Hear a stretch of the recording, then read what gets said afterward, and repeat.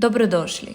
U ovom kratkom videu objasnit ćemo vam kako se pridružiti portalu Vrti svoj film ukoliko ste ovdje po prvi put, ili pak kako doći do korisničkih podataka koji vam omogućuju prijavu i korištenje sadržaja na portalu.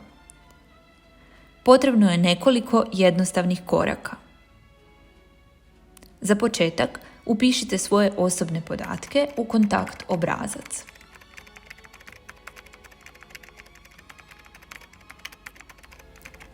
Nakon što popunite sva polja, odaberite razlog javljanja.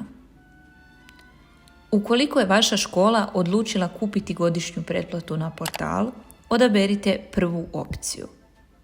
Na vašu mail adresu stiže automatski odgovor s potvrdom o zaprimanju upita, a ubrzo nakon javit ćemo vam se sa svim koracima vezanim uz plaćanje godišnje pretplate.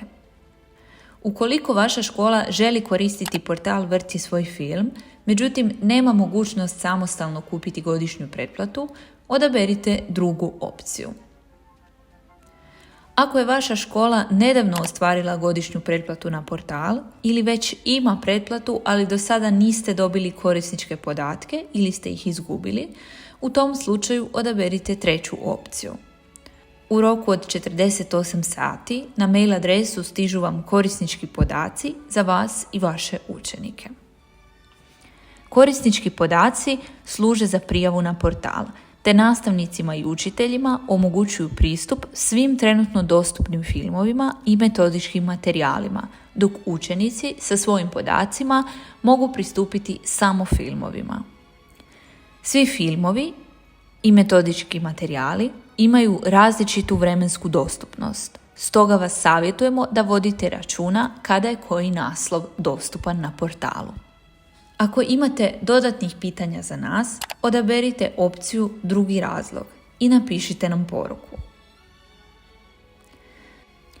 Za kraj, nakon što popunite obrazac, ne zaboravite prihvatiti uvjete korištenja portala.